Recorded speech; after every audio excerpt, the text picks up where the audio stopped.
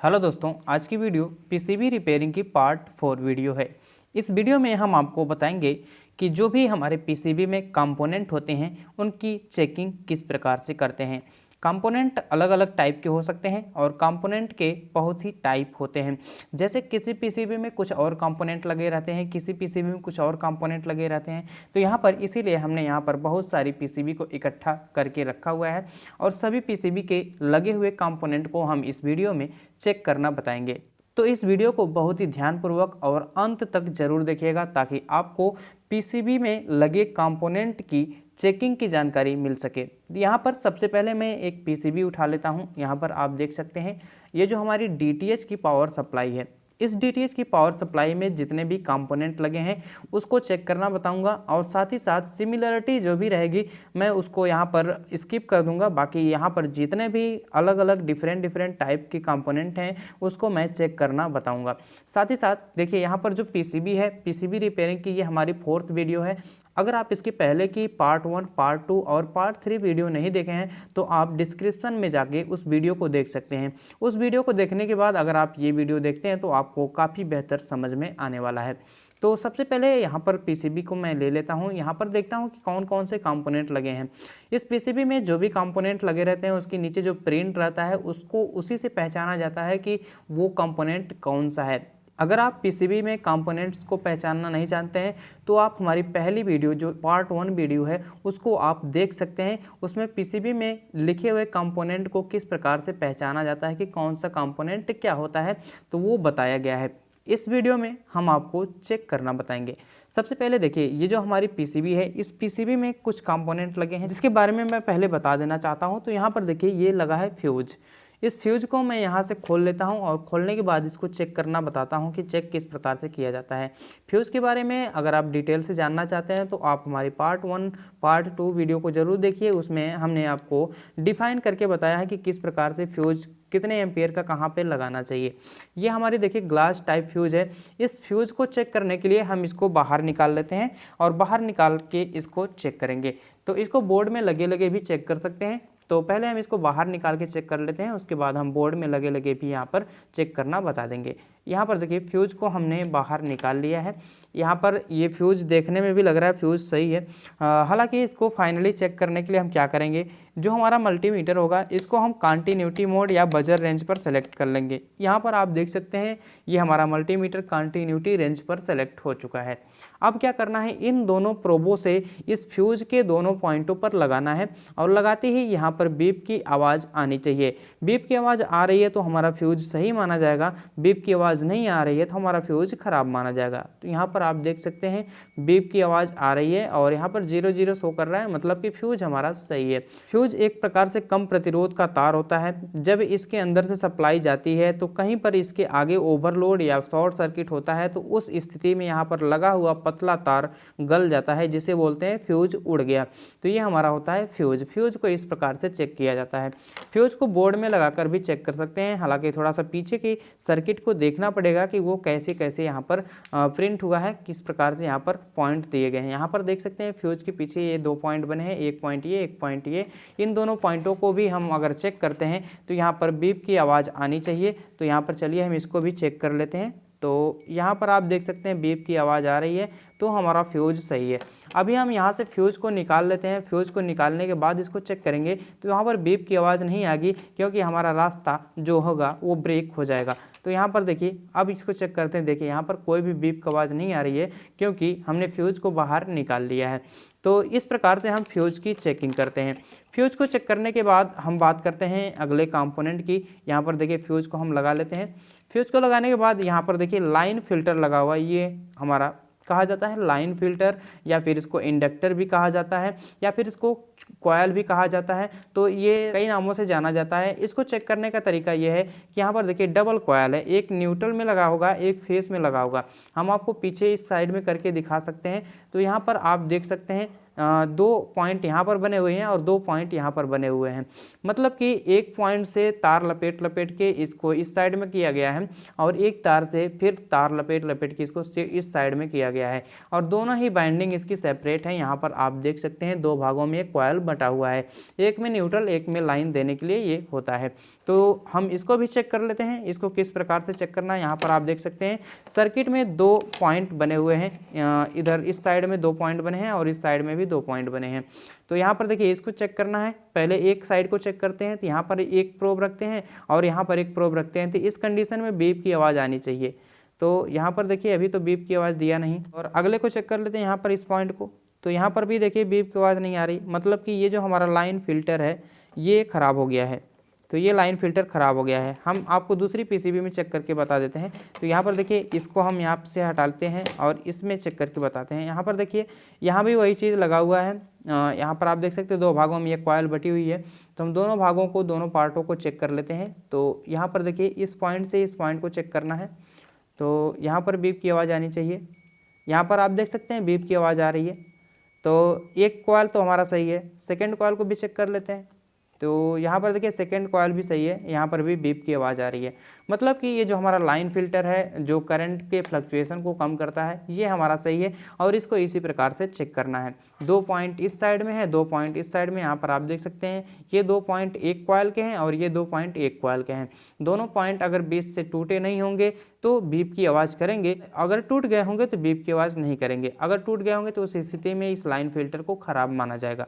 तो ये हमारा लाइन फिल्टर भी सही है। इसके बाद हम अगले कंपोनेंट की बात कर लेते हैं। यहाँ पर हमारा अगला कंपोनेंट है डायोड। इसका नंबर जो होता है IN4007 होता है। कुछ लोग इसको 1N4007 बोलते हैं। तो यहाँ पर इसको चेक करने का तरीका यह है कि हम कंटिन्यूटी रेंज पर सेलेक्ट करके इन दोनों प्रोबों से इसके दोनों लेग को चेक करते हैं। तो इस कंडीशन में एक तरफ से रीडिंग देगा, एक तरफ से रीडिंग नहीं देगा, तो ये हमारा डायोड सही माना जाएगा। अगर दोनों तरफ से रीडिंग दे रहा है तब भी खराब माना जाएगा। अगर दोनों तरफ से बीप की आवाज़ आ रही है तब भी खराब माना जाएगा। हाँ, दोनों तरफ से बीप की आवाज़ आ रही है मतलब शॉर्ट हो गया, दोनों तरफ से कोई भी रीडिंग नहीं आ रही है मतलब ओपन हो गया, और दोनों तरफ से रीडिंग आने का मतलब भी ये डायोड खराब है।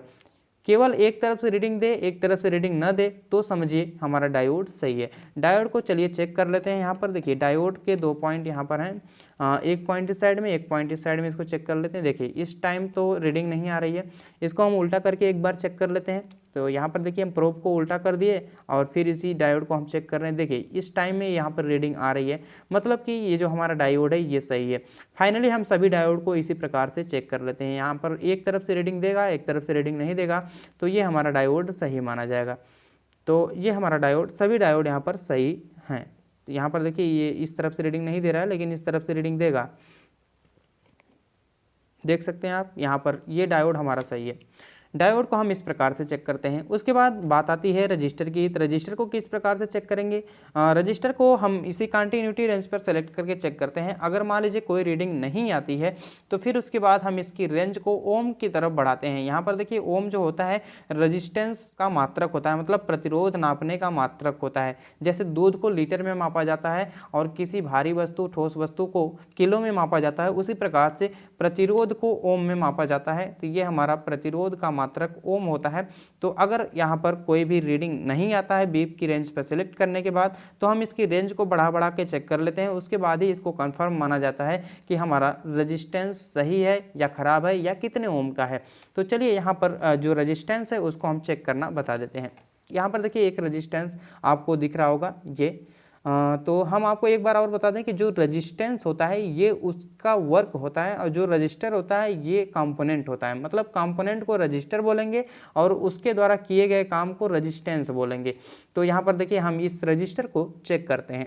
अभी देखिए यहाँ पर चेक करते हैं इसके दोनों लेग को रखकर।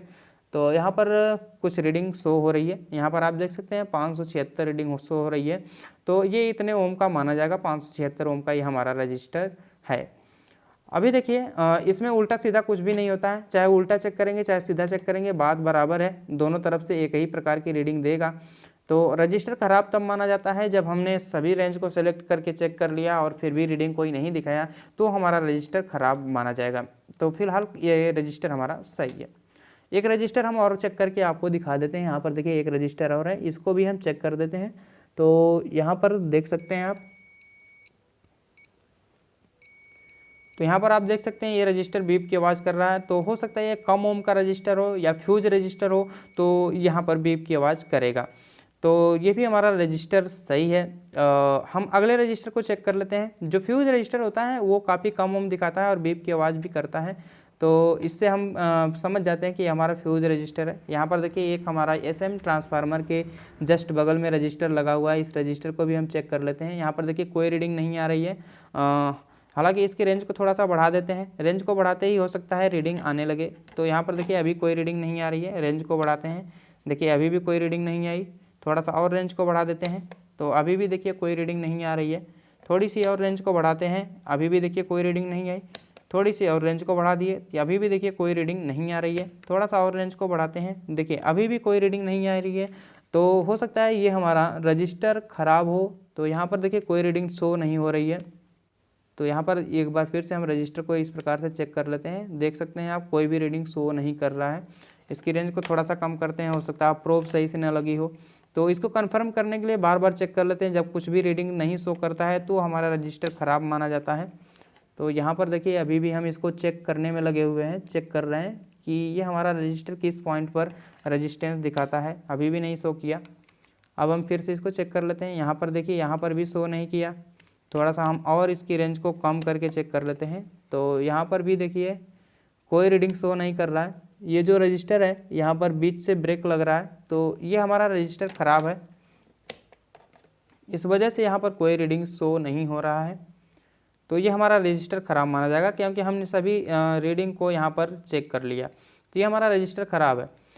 इसके बाद हम यहाँ पर कुछ और डायोड हैं, इस डायोड को भी चेक कर लेते हैं। जितने भी डायोड हैं सबको इसी प्रकार से चेक किया जाता है। यहाँ पर देखिए रीडिंग शो हो रही है, तो ये हमारा डायोड सही है। इसके बाद बात आती है यहाँ पर देखिए एक हमारा कैपेसिटर है, इलेक्ट्रोलिटिक कैपेसिटर। इस इलेक्ट्रोलिटिक कैपेसिटर को चेक करने के लिए हम कंटिन्यूटी रेंज पर सेलेक्ट करके चेक करते हैं। इसके दोनों पॉइंटों पर हम दोनों लीड रखते हैं। तो यहाँ पर कुछ रीडिंग आ सकती है, कुछ रीडिंग आके गायब भी हो सकती है और कुछ रीडिंग लगातार दिखा भी सकता है। तो ये हमारा कैपेसिटर सही माना जाएगा। कैपेसिटर ख़राब तब माना जाता है जब बीप की आवाज़ आने लगती है। तो यहाँ पर देखिए इस कैपेसिटर से कुछ रीडिंग आ रही है, यहाँ पर रीडिंग शो हो रहा है। हो सकता है किसी अन्य कंपोनेंट की वजह से भी शो हो, लेकिन यहाँ पर बीप की आवाज़ नहीं आ रही। अगर बीप की आवाज़ आती तो हमारा कैपेसिटर ख़राब माना जाता। तो यहाँ पर हमारा इलेक्ट्रोलिटिक कैपेसिटर सही है। तो इस प्रकार से हम कैपेसिटर को चेक करते हैं। और उसके बाद यहाँ पर देखिए एक डायोड और लगा हुआ है, इस डायोड को भी हम चेक करना बता देते हैं। इसी प्रकार से इस डायोड को भी चेक करना है। यहाँ पर आप देख सकते हैं एक तरफ से रीडिंग देता है, एक तरफ से रीडिंग नहीं देता है, तो हमारा डायोड सही माना जाता है। यहाँ पर देखिए एक तरफ से रीडिंग दिया, दूसरी तरफ से इसको चेक करते हैं तो रीडिंग नहीं देना चाहिए। अगर रीडिंग दे रहा है तो किसी अन्य कंपोनेंट की वजह से दे रहा होगा। तो यहाँ पर देखिए रीडिंग शो नहीं हो रही है, मतलब कि ये हमारा डायोड सही है। तो इस प्रकार से हम डायोड को चेक कर लेते हैं। उसके बाद देखिए एक कंपोनेंट हमारा यहाँ पर छोटा सा लगा हुआ है, डिस्क, सिरेमिक डिस्क कैपेसिटर। तो इसको लो वोल्टेज के लिए यूज़ किया जाता है। तो यहाँ पर देखिए हम इसको चेक कर लेते हैं। इसको चेक करने का भी वही सेम तरीका है जैसे हम इलेक्ट्रोलिटिक कैपेसिटर को चेक किए। यहाँ पर भी बीप की आवाज़ नहीं आनी चाहिए। कुछ रीडिंग आ सकती है या फिर कुछ रीडिंग आके गायब भी हो सकती है। तो ये हमारा देखिए यहाँ पर रीडिंग आ रही है और बीप की आवाज़ नहीं आ रही है, मतलब ये कैपेसिटर हमारा सही है। उसके बाद हम यहाँ पर चलिए अगले कंपोनेंट की बात कर लेते हैं। यहाँ पर एक ब्लू सा दिख रहा है आपको, ये हमारा कैपेसिटर है। ये भी हमारा कैपेसिटर है। ये हाई वोल्टेज पर यूज़ किया जाता है और ये लो वोल्टेज पर यूज़ किया जाता है। जो ब्राउन वाला होता है ये लो वोल्टेज पर यूज़ किया जाता है और जो यहाँ पर ब्लू वाला दिख रहा है आपको ये हाई वोल्टेज पर यूज़ किया जाता है। इस कैपेसिटर को भी सेम उसी प्रकार से चेक करना है जिस प्रकार से हमने अभी दोनों कैपेसिटर को चेक करके दिखाया। तो यहाँ पर चलिए इसको भी हम चेक कर लेते हैं। कैपेसिटर से बीप की आवाज़ नहीं आनी चाहिए, बस इसके ख़राब होने की पहचान इतना ही है। और सही होने की पहचान इसकी बहुत सारी हैं, जैसे कोई रीडिंग दिखा के गायब हो जाना, कोई रीडिंग दिखाते रहना या फिर कोई रीडिंग न दिखाना, ये सारी सही होने की पहचान है कैपेसिटर की। तो यहाँ पर देखिए ये कैपेसिटर हमारा सही है।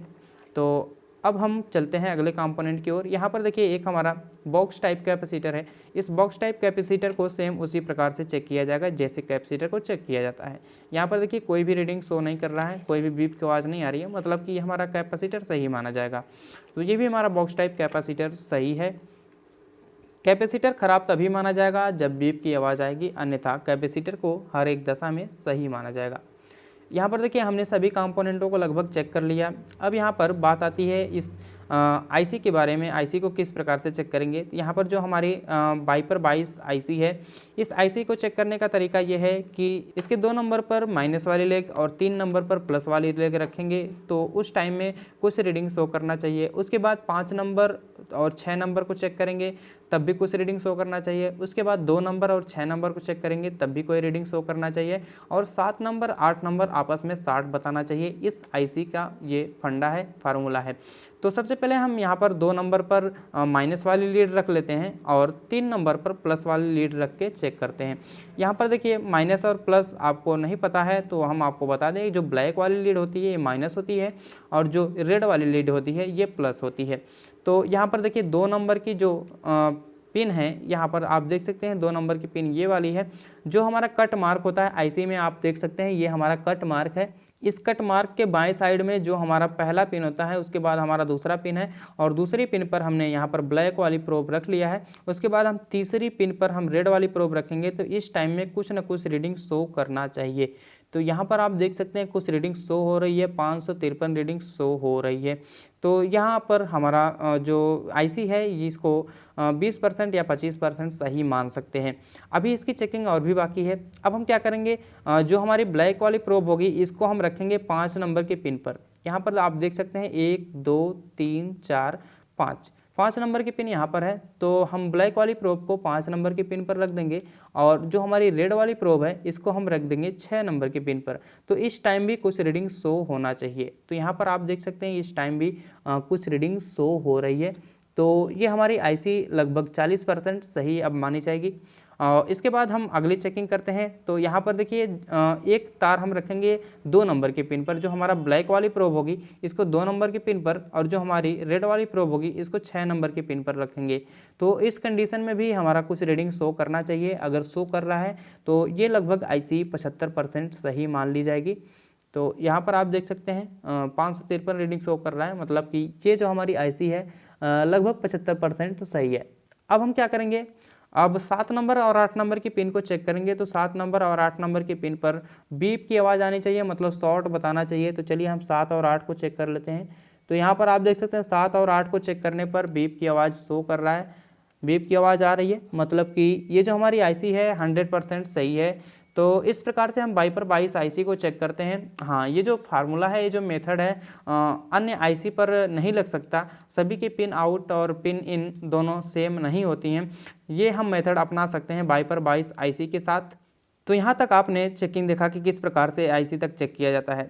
इसके बाद देखिए हमारा अगला कंपोनेंट आता है यहाँ पर इलेक्ट्रोलिटिक कैपेसिटर। यहाँ पर आप देख सकते हैं 47 माइक्रोफैरड 450 वोल्ट का ये इलेक्ट्रोलिटिक कैपेसिटर है। कैपेसिटर को हमने चेक करना बता ही दिया किस प्रकार से चेक करना है। तो चलिए हम इसको भी चेक कर लेते हैं। यहाँ पर बीप की आवाज़ नहीं आनी चाहिए कैपेसिटर में, बस बाकी हमारा कैपेसिटर सही माना जाएगा। तो चलिए हम इसको भी चेक कर लेते हैं। यहाँ पर देख सकते हैं आप कुछ रीडिंग आई, रीडिंग दिखा रहा है, तो ये हमारा कैपेसिटर सही माना जाएगा, सही है कैपेसिटर। उसके बाद देखिए यहाँ पर प्राइमरी सेक्शन की चेकिंग हमने कर लिया है। अब यहाँ पर सेकेंडरी सेक्शन की चेकिंग करना बाकी रह गया है। तो चलिए हम सेकेंडरी सेक्शन के भी कंपोनेंटों को देख लेते हैं किस प्रकार से चेक किया जाता है। तो यहाँ पर कुछ कंपोनेंट हमने चेक कर लिया है, जैसे हमारा रजिस्टर हुआ, रजिस्टर को सेम उसी प्रकार से चेक करना है। यहाँ पर आप देख सकते हैं दोनों ब्लू वाले रजिस्टर हैं, इस रजिस्टर को उसी प्रकार से चेक करना है जैसे हमने इधर के रजिस्टर को चेक किया। उसके बाद यहाँ पर देखिए जो हमारा डायोड है, डायोड को सेम उसी प्रकार से चेक करना है। हाँ, छोटे बड़े डायोड हो सकते हैं बट चेकिंग उसकी सेम रहेगी।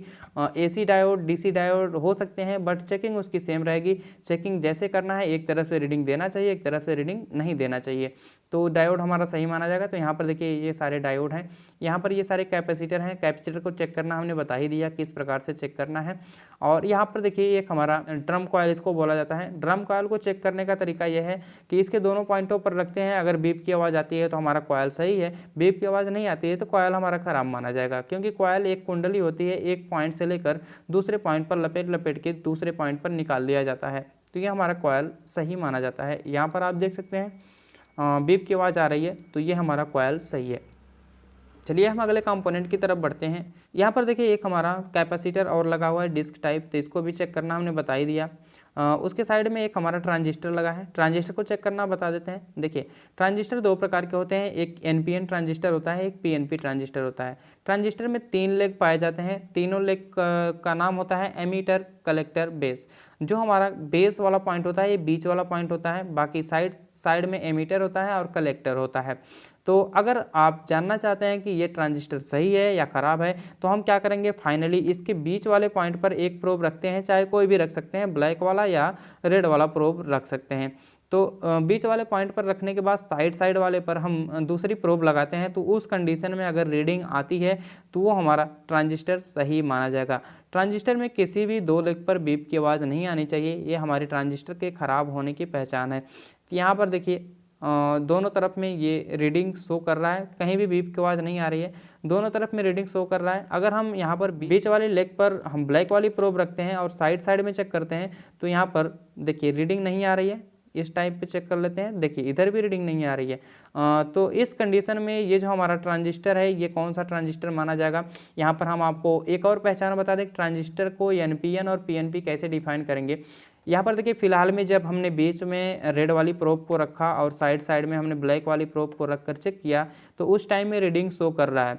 तो इससे 2 बातें क्लियर होती है, एक तो ये कि हमारा ट्रांजिस्टर सही है और दूसरी बात ये क्लियर होती है कि बीच में हमने कौन सा प्रोब लगाया है, पी वाला लगाया है, मतलब पॉजिटिव वाला लगाया है। तो ये हमारा ट्रांजिस्टर कौन सा हो जाएगा, NPN, क्योंकि हमने साइड में नेगेटिव जब लगा रहे हैं तो रीडिंग शो कर रहा है, बीच वाले में हमने पॉजिटिव प्रोब लगा रखा है, तो इसलिए ये ट्रांजिस्टर कौन सा होगा, NPN ट्रांजिस्टर ये हो जाएगा। तो ये हमारा ट्रांजिस्टर NPN ट्रांजिस्टर है और साथ ही साथ ये ट्रांजिस्टर सही है, खराब नहीं है। तो हम इस प्रकार से ट्रांजिस्टर को चेक करते हैं। ट्रांजिस्टर के किन्हीं 2 लेग पर बीप की आवाज़ नहीं आनी चाहिए। ट्रांजिस्टर चाहे जैसा भी हो, किन्हीं भी 2 लेग पर बीप की आवाज़ नहीं आनी चाहिए। तो हमारा ट्रांजिस्टर अगर 2 लेग पर बीप की आवाज़ नहीं करता तो ट्रांजिस्टर सही माना जाएगा।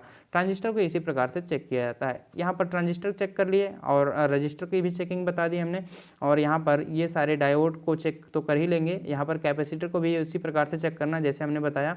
और साथ ही साथ यहाँ पर देखिए एक हमारा यहाँ पर ऑप्टो कपलर आईसी लगा होता है।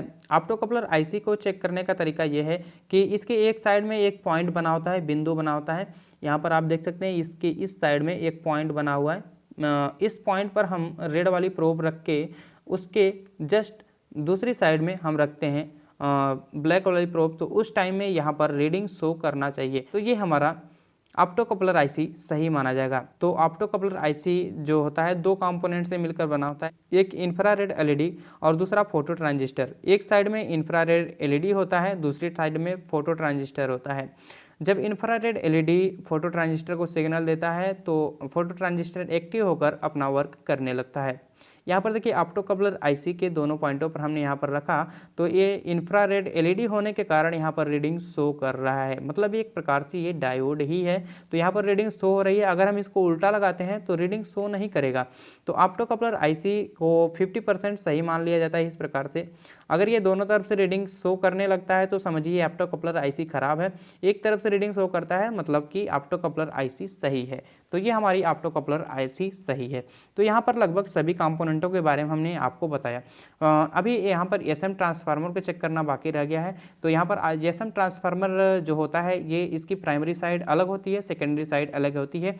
ये म्यूचुअल इंडक्टेंस के सिद्धांत पर कार्य करके एक साइड से दूसरे साइड में वोल्टेज को प्रोवाइड करवाता है। तो यहाँ पर देखिए एसएम ट्रांसफार्मर की कुछ यहाँ पर लेग्स बनी हुई हैं। यहाँ पर आप देख सकते हैं ये प्राइमरी साइड है और यहाँ पर ये सेकेंडरी साइड है। प्राइमरी साइड में 4 पॉइंट बने हुए हैं, 1 2 3 4, और सेकेंडरी साइड में भी 4 से 5 पॉइंट बने होते हैं जो अलग अलग पॉइंट पर वोल्टेज यहाँ पर डिफरेंट देते हैं, जैसे 3.3 वोल्ट, 0 वोल्ट, 12 वोल्ट, 24 वोल्ट और यहाँ पर 5 वोल्ट। इस प्रकार से यहाँ पर वोल्टेज ये एसएम ट्रांसफार्मर हमारा देता है। तो चलिए हम एसएम ट्रांसफार्मर को चेक कर लेते हैं। एसएम ट्रांसफार्मर के जो प्राइमरी 2 पॉइंट होंगे वो आपस में डायरेक्ट होंगे और जो हमारा सेकेंडरी के पॉइंट होंगे ये आपस में कहीं ना कहीं मिलते होंगे। तो चलिए हम इसको चेक कर लेते हैं। यहाँ पर देखिए जो हमारा प्राइमरी साइड है, प्राइमरी साइड के दोनों पॉइंटों को चेक करते हैं तो बीप की आवाज़ आनी चाहिए। तो यहाँ पर आप देख सकते हैं बीप की आवाज़ आ रही है, रेजिस्टेंस भी शो कर रहा है, मतलब कि जो हमारा ट्रांसफार्मर है ट्रांसफार्मर की कॉइल का रेजिस्टेंस यहाँ पर दिखा रहा है। अभी देखिए यहाँ पर 2 पॉइंट इधर भी हैं तो इन दोनों पॉइंटों को भी हम चेक कर लेते हैं। तो यहाँ पर आप देख सकते हैं यहाँ पर भी बीप की आवाज़ आ रही है, मतलब कि ये हमारा सही है। अभी देखिए इस पॉइंट से इस पॉइंट पर जब हम चेक करेंगे तो किसी अन्य कंपोनेंट की वजह से यहाँ पर रीडिंग शो करेगा। तो यहाँ पर देख सकते हैं कुछ अन्य कंपोनेंट की वजह से ये रीडिंग शो कर रहा है। हालांकि ट्रांसफार्मर को चेक करने का तरीका यही है कि यहाँ पर 2 पॉइंटों पर बीप की आवाज़ और कुछ रीडिंग के साथ आए और इन दो में भी बीप की आवाज़ आनी चाहिए। तो यहाँ पर देखिए बीप की आवाज़ आ रही है। अब यहाँ पर प्राइमरी से सेकेंडरी में किसी भी प्रकार का कोई लिंक नहीं है, तो प्राइमरी से सेकेंडरी में जब हम चेक करेंगे तो कहीं पर भी कोई भी आवाज़ नहीं आनी चाहिए। यहाँ पर आप देख सकते हैं कहीं भी कोई भी आवाज़ या रीडिंग शो नहीं कर रहा है, क्योंकि प्राइमरी से सेकेंडरी बाइंडिंग किसी भी प्रकार से जुड़ी नहीं होती है। ये सप्लाई देने के बाद वोल्टेज इंड्यूस्ड करवाती है सेकेंडरी में, तब जाके सेकेंडरी में वोल्टेज इंड्यूस्ड होता है। तो यहाँ पर देखिए किसी भी प्रकार से कोई भी यहाँ पर बीप की आवाज़ या रीडिंग शो नहीं कर रहा है, मतलब कि ये हमारा ट्रांसफार्मर प्राइमरी से सेकेंडरी से किसी प्रकार से शॉर्ट नहीं है, मतलब कि हमारा ट्रांसफार्मर सही है। अब हम सेकेंडरी पॉइंट को चेक कर लेते हैं, क्या एक पॉइंट दूसरे पॉइंट से मिलते हैं या नहीं। तो चलिए हम इसको भी चेक कर लेते हैं। यहाँ पर आप देख सकते हैं 2 ओम के आसपास रीडिंग शो कर रहा है। यहाँ पर देख सकते हैं आप यहाँ पर भी बीप की आवाज़ आ रही है और यहाँ पर भी बीप की आवाज़ आनी चाहिए। तो यहाँ पर देखिए बीप की आवाज़ आ रही है और यहाँ पर भी बीप की आवाज़ आनी चाहिए। तो यहाँ पर देखिए इस प्रकार से हमारा ट्रांसफार्मर चेक किया जाता है। तो ट्रांसफार्मर हमारा सही है। एसएम ट्रांसफार्मर हमारा सही होने का पहचान यही है कि जब हम यहाँ पर प्राइमरी साइड में कोई तार रखकर कोई प्रोब रखकर यहाँ पर सेकेंडरी साइड में चेक करते हैं तो कहीं पर भी कोई रीडिंग या बीप की आवाज़ नहीं आनी चाहिए। तो यहाँ पर देखिए ये हमारा सही है। इसके बाद देखिए एक हमारा कैपेसिटर होता है जो प्राइमरी से सेकेंडरी को लिंक करवाता है। यहाँ पर आप देख सकते हैं जो ब्लू वाला कैपेसिटर है ये प्राइमरी से सेकेंडरी को लिंक करवाता है। इस कैपेसिटर के ख़राब होने के वजह से कभी कभी DTS सेटअप बॉक्स में करंट आने लगता है। तो ये जो हमारा कैपेसिटर होता है इसको चेंज कर देना चाहिए या फिर यहाँ पर इसको निकाल देना चाहिए। ये क्या करता है, ये प्राइमरी से सेकेंडरी में जितने भी अर्थिंग वाले पॉइंट होते हैं, जितने भी ग्राउंड वाले पॉइंट होते हैं, सबको कनेक्ट करवाता है। तो चलिए हम इसको भी चेक कर लेते हैं। यहाँ पर देखिए किसी प्रकार की कोई रीडिंग नहीं आनी चाहिए। तो यहाँ पर देखिए किसी प्रकार की कोई रीडिंग नहीं आ रही है। अगर किसी प्रकार की कोई रीडिंग आती तो ये हमारा कैपेसिटर ख़राब माना जाता है और उस दशा में DTS सेटअप बॉक्स के बॉडी पर करंट आता। तो ये हमारा कैपेसिटर सही है। तो इस प्रकार से हम इस कंपोनेंट को चेक करते हैं। तो चलिए अब हम यहाँ पर DTH की पावर सप्लाई को हमने चेक कर लिया। इसमें जितने भी कंपोनेंट हैं लगभग सबको हमने चेक कर लिया। अभी हम यहाँ पर अलग सर्किट कुछ उठाते हैं। यहाँ पर देखिए इसमें भी उसी प्रकार से सब कुछ दिया गया है, तो इसको भी चेक करने की ज़रूरत नहीं है, क्योंकि हमने एक DTH पावर सप्लाई को चेक करके बताया तो सारे कंपोनेंट लगभग सेम है। कोई भी कंपोनेंट यहाँ पर अदला बदली नहीं है, मतलब इधर उधर कंपोनेंट नहीं, सारे कंपोनेंट सेम है इसमें भी। तो चलिए इसको भी हम साइड में रख देते हैं। अभी देखिए यहाँ पर कुछ हमारे मोबाइल चार्जर के बोर्ड हैं। इस मोबाइल चार्जर के बोर्ड में हम आपको दिखा दें तो यहाँ पर देखिए इलेक्ट्रोलिटिक कैपेसिटर है, ये भी इलेक्ट्रोलिटिक कैपेसिटर, ये भी इलेक्ट्रोलिटिक कैपेसिटर है। तो सभी कैपेसिटर को उसी प्रकार से सेम चेक करना है। यहाँ पर देखिए एक कैपेसिटर और है जो सिरेमिक डिस्क कैपेसिटर टाइप माना जाता है। तो ये इसकी बनावट कुछ अलग सी है, तो इसको भी हम चेक करना बता देते हैं। सेम उसी प्रकार से चेक करना है, कोई भी कैपेसिटर में चेंजिंग नहीं होगी चेक करने में। यहाँ पर किसी प्रकार की कोई बीप की आवाज़ नहीं आनी चाहिए। रीडिंग आ सकती है, तो यहाँ पर आप देख सकते हैं रीडिंग आ रही है, तो ये हमारा कैपेसिटर सही है। बीप की आवाज़ नहीं आनी चाहिए, बस इसकी पहचान ये है। तो यहाँ पर देखिए हमने इस कैपेसिटर को चेक करना बताया और यहाँ पर एक रजिस्टर लगा हुआ है, इस रजिस्टर को भी हम चेक कर लेते हैं। तो यहाँ पर देखिए इस रजिस्टर को चेक कर लेते हैं। यहाँ पर देखिए बीप की आवाज़ आ रही है, 10 ओम के आसपास रीडिंग शो कर रहा है। तो ये हमारा मोबाइल चार्जर की जो किट होती है, इसमें जो फ्यूज़ रजिस्टर होता है लगभग 10 ओम या 9 ओम का लगाया जाता है। तो यहाँ पर ये फ्यूज भी सही है। यहाँ पर एक डायोड दिया गया है, डायोड को चेक करना हमने बताया। एक तरफ से रीडिंग आनी चाहिए, एक तरफ से रीडिंग नहीं आनी चाहिए। यहाँ पर आप देख सकते हैं एक तरफ से रीडिंग आ रही है। तो ये हमारा जो इसमें लगे कंपोनेंट है ये भी सही है। यहाँ पर देखिए ट्रांसफार्मर एक है, ट्रांसफार्मर को भी हम चेक कर लेते हैं। यहाँ पर देखिए 2 पॉइंट इस साइड में है और 2 पॉइंट इस साइड में है। तो हम इस साइड के दोनों पॉइंटों को चेक करते हैं। तो यहाँ पर देखिए बीप की आवाज़ आ रही है, मतलब कि एक साइड के तो कॉइल सही है। इधर भी चेक कर लेते हैं, इधर भी अलग अलग पॉइंट पे अलग अलग वैल्यू दिखाएगा, क्योंकि हमारा सेकेंडरी साइड है। सेकेंडरी साइड में किसी कंपोनेंट के लगे होने की वजह से अलग अलग साइड में अलग अलग पॉइंट वैल्यू दिखाता है। तो ये हमारा ट्रांसफार्मर सही है। हाँ, प्राइमरी से सेकेंडरी में किसी प्रकार की कोई रीडिंग नहीं आनी चाहिए। तो यहाँ पर देखिए प्राइमरी से सेकेंडरी में किसी प्रकार से किसी भी पॉइंट पर कोई भी रीडिंग शो नहीं कर रहा है या बीप की आवाज़ नहीं दे रहा है, मतलब कि ये जो हमारा ट्रांसफार्मर है ये सही है। तो इस प्रकार से हम इसको चेक करते हैं। आगे चलते हैं। यहाँ पर देखिए कुछ और कंपोनेंट यहाँ पर देखने को मिल जाएंगे आपको।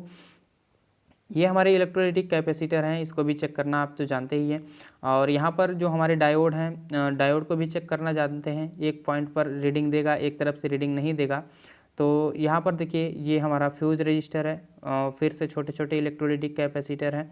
और यहाँ पर देखिए जीनर डायोड है, जीनर डायोड को सेम उसी प्रकार से चेक करना है। तो जीनर डायोड को हम चेक करना बता दें आपको, तो यहाँ पर देखिए जीनर डायोड को दोनों पॉइंट इधर निकले हुए हैं, इन दोनों पॉइंटों को चेक करेंगे। ये भी एक तरफ से रीडिंग देगा, एक तरफ से रीडिंग नहीं देगा। अगर बीप की आवाज़ दे रहा है तो ये हमारा डायोड खराब माना जाएगा। तो यहाँ पर देखिए बीप की आवाज़ आ रही थी, तो ये हमारा डायोड खराब है। तो इस प्रकार से हम इसमें लगे कंपोनेंट को चेक करते हैं। अभी देखिए ऑप्टो कपलर आईसी भी यहाँ पर लगा हुआ है। तो ऑप्टो कपलर आईसी में भी हमने आपको बताया कि एक तरफ से रीडिंग आती है, एक तरफ से रीडिंग नहीं आती है। तो यहाँ पर देखिए इंफ्रारेड एलईडी के तरफ हम दोनों पॉइंट को रखते हैं। तो यहाँ पर देखिए ऑप्टो कपलर आईसी सही है। इसको हम पलट के चेक कर लेते हैं एक बार से। तो यहाँ पर देखिए इस टाइप से जो हमारा रीडिंग है ये शो नहीं कर रहा है, मतलब ऑप्टो कपलर आईसी सही है। एक तरफ से रीडिंग देगा, एक तरफ से रीडिंग नहीं देगा। इसके सेकेंडरी साइड को चेक करने का कोई अलग से तरीका नहीं है। हालांकि तरीका जब भी पता चलेगा तो हम इसको भी बता देंगे किस प्रकार से इसको और चेक किया जाएगा। हालांकि फ़िलहाल में यहाँ पर चेक किया जाता है। इंफ्रारेड एलईडी अगर सही है तो सही है, नहीं तो ख़राब माना जाएगा। और यहाँ पर देखिए इलेक्ट्रोलाइटिक कैपेसिटर को हमने चेक करना है बता ही दिया। साथ ही साथ यहाँ पर एक कैपेसिटर लगा हुआ है, यहाँ पर आप देख सकते हैं ये कैपेसिटर। इस कैपेसिटर के दोनों लग के चेक करते हैं। तो यहाँ पर देखिए कोई रीडिंग नहीं आ रही, कोई रीडिंग शो नहीं कर रहा, मतलब कि ये हमारा कैपेसिटर सही है। सभी कैपेसिटर को चेक करने का तरीका लगभग सेम है। तो ये हमारी पीसीबी ख़राब हो गई थी, क्योंकि यहाँ पर देखिए बुरी तरह से ये जल गया था। तो यहाँ पर इसको साइड में रखते हैं। अगले कंपोनेंट की तरफ बढ़ते हैं। यहाँ पर देखिए यहाँ पर भी इलेक्ट्रोलाइटिक कैपेसिटर है। जितने भी पीसीबी हैं लगभग आपको सभी कंपोनेंट सेम देखने को मिलेंगे। एसएम ट्रांसफार्मर में थोड़ी बहुत परिवर्तन हो सकता है, बाकी और किसी भी कंपोनेंट को चेक करने के लिए कोई भी मेथड आप अपना सकते हैं। जितने भी हमने मेथड अभी बताया आपको चेक करने का। तो यहाँ पर चलिए इस सर्किट में भी चेक करवा देते हैं आपको। यहाँ पर देखिए फ्यूज रजिस्टर है, फ्यूज रजिस्टर को चेक करते हैं। तो यहाँ पर देखिए फ्यूज रजिस्टर कोई वैल्यू नहीं दे रहा है, मतलब कि फ्यूज रजिस्टर हमारा ओपन हो चुका है। ओपन होने की दशा में फ्यूज रजिस्टर कोई वैल्यू नहीं देता है। यहाँ पर आप देख सकते हैं फ्यूज रजिस्टर कोई भी वैल्यू नहीं दे रहा है। अभी देखिए ऑप्टो कपलर आईसी को भी चेक कर लेते हैं। ऑप्टो कपलर आईसी के जो पॉइंट वाले साइड होते हैं उसमें रेड वाला प्रोब रखते हैं, और उसके जस्ट साइड में ब्लैक वाला प्रोब रखते हैं। तो यहाँ पर देखिए रीडिंग शो कर रहा है, मतलब कि हमारा ऑप्टो कपलर आईसी का इंफ्रारेड एलईडी सही है। तो ये हमारा ऑप्टो कपलर सही माना जाएगा। अभी देखिए यहाँ पर जेनर डायोड लगा हुआ है, यहाँ पर रेड सा आप देख रहे होंगे, ये हमारा जेनर डायोड होता है। जेनर डायोड में भी एक तरफ से रीडिंग शो करेगा, एक तरफ से रीडिंग शो नहीं करेगा। इसका भी वर्क लगभग डायोड की तरह ही होता है, लेकिन इसका वर्क थोड़ा सा डिफरेंट है। तो हम किसी अन्य वीडियो में और डिस्कस कर लेंगे जेनर डायोड के बारे में। तो यहाँ पर देखिए इस साइड से रीडिंग नहीं आनी चाहिए। तो यहाँ पर देखिए इस साइड से रीडिंग नहीं आ रही है, एक साइड से रीडिंग आएगी, एक साइड से रीडिंग नहीं आएगी, हमने आपको पहले ही बताया। तो यहाँ पर देखिए इस साइड से रीडिंग आ रही है, उस साइड से रीडिंग नहीं आ रही थी। ये हमारा जेनर डायोड सही है। देखिए किसी भी अगर कंपोनेंट के ऊपर डाउट हो रहा है तो उस कंपोनेंट को बाहर निकाल के चेक कर लेना चाहिए। बोर्ड में लगे लगे किसी भी कंपोनेंट को सही या गलत नहीं मान सकते। तो यहाँ पर देखिए एक हमारा एसएम ट्रांसफार्मर है, यहाँ पर ट्रांजिस्टर है। ट्रांजिस्टर को हमने चेक करना बता ही दिया किस प्रकार से चेक किया जाता है। तो इस प्रकार से हम सभी कंपोनेंटों को चेक करते हैं। अभी देखिए यहाँ पर एक और चार्जर का पीसीबी है, मोबाइल चार्जर का पीसीबी। इस मोबाइल चार्जर के पीसीबी में अलग क्या है इसको देख लेते हैं, चेक कर लेते हैं। यहाँ पर देखिए अलग एक चीज़ दिख रहा है, ब्रिज रेक्टिफायर। यहाँ पर आप देख सकते हैं एसएमडी ब्रिज रेक्टिफायर यहाँ पर आपको दिखाई दे रहा है। एसएमडी ब्रिज रेक्टिफायर की वीडियो हम बना चुके हैं, अगर आप वो वीडियो नहीं देखा तो हम डिस्क्रिप्शन में उसका लिंक दे देंगे। आप जाके एसएमडी ब्रिज रेक्टिफायर के बारे में पूरी डिटेल से जानकारी ले सकते हैं। अभी देखिए यहाँ पर ये जो हमारी एलईडी है, एलईडी को चेक करने का तरीका यह है, इसके दोनों साइड में रखते हैं दोनों प्रोब। अगर एलईडी हमारी सही होती है तो ग्लो करती है, बीप की रेंज पर रख के ही चेक किया जाता है। यहाँ पर देखिए उलट पलट के चेक कर लेते हैं, एक बार इधर से एक बार इधर से। तो यहाँ पर देखिए एलईडी हमारी ग्लो कर रही है हल्का सा, यहाँ पर आप देख सकते हैं, मतलब कि हमारी एलईडी सही है। तो इस प्रकार से हम एलईडी को चेक करते हैं। तो यहाँ पर लगभग सभी कंपोनेंट चेक हो गए। यहाँ पर तो ऑप्टो कपलर आईसी है, इसको भी चेक करना हम बता ही दिए हैं। तो इस प्रकार से हम इसको चेक करते हैं। अभी देखिए अगले कंपोनेंट की तरफ बढ़ते हैं। यहाँ पर देखिए जंक्शन पॉइंट बने हुए हैं। ये हमारा ऑडियो का बोर्ड है, जो हमारी ऑडियो आईसी होती है उसके बोर्ड हैं। यहाँ पर देखिए ऑडियो एम्पलीफायर है। ऑडियो एम्पलीफायर का जो यहाँ पर देख सकते हैं 5 पिनें दी गई हैं, 1 2 3 4 5। इन पांचों पिनों में जो हमारा साइड वाला पिन होता है, इस साइड वाला जहाँ पे कट मार्क लगा होता है, इस साइड वाला जो पिन होता है ये हमारा होता है पॉजिटिव के लिए, और यहाँ पर इसके बगल में जो पिन होता है ये हमारा आउटपुट के लिए होता है। उसके जस्ट बगल में जो पिन होता है वो हमारा ग्राउंड पिन होता है, मतलब माइनस नेगेटिव के लिए पॉइंट होता है। और यहाँ पर इसके जस्ट बगल में जो चौथा पिन होता है, इस साइड से हम गिनते हुए चले आ रहे हैं, जो हमारा चौथा पिन होगा ये होगा इन्वर्टिंग इनपुट, और जो हमारा पांचवा पिन होगा ये होगा नॉन इन्वर्टिंग इनपुट। तो यहाँ पर पांचों पिनों को किस प्रकार से चेक किया जाएगा, तो यहाँ पर देखिए सबसे पहले यहाँ पर हम पॉजिटिव वाले पर एक प्रोब रख लेते हैं। यहाँ पर आप देख सकते हैं पॉजिटिव वाले पर हम एक प्रोब रख लिए हैं, और उसके साइड वाले में चेक करेंगे तो यहाँ पर कुछ रीडिंग दिखाएगा। तो यहाँ पर आप देख सकते हैं कि कुछ रीडिंग शो कर रहा है, और उसके जस्ट साइड वाले में रखेंगे तो यहाँ पर बीप की आवाज़ आएगी, और फिर उसके जस्ट साइड वाले में रखेंगे मतलब कि इन्वर्टिंग इनपुट वाले में तो यहाँ पर भी कुछ रीडिंग शो करेगा, और नॉन इन्वर्टिंग वाले में कोई भी रीडिंग शो नहीं करेगा। यहाँ पर आप देख सकते कोई भी रीडिंग शो नहीं कर रहा है। हालांकि इस प्रोब को अगर हम चेंज कर दें और साइड वाले को चेक करेंगे तो यहाँ पर रीडिंग कुछ दिखाना चाहिए, तो ये हमारा ऑडियो एम्पलीफायर सही माना जाएगा। तो यहाँ पर आप देख सकते हैं ऑडियो एम्पलीफायर हमारा सही है, यहाँ पर रीडिंग शो कर रहा है इस प्रकार से करने पर। और ये जो हमारा बीच वाला पॉइंट होता है, बीच वाला पॉइंट इस बीच वाले पॉइंट से अटैच होता है, तो हम इसको भी चेक करके आपको दिखा देते हैं। तो यहाँ पर देखिए जो बीच वाला पॉइंट है इस बीच वाले पॉइंट से अटैच है, तो यहाँ पर बीप की आवाज़ आ रही है। तो ये हमारा ऑडियो एम्पलीफायर भी सही है।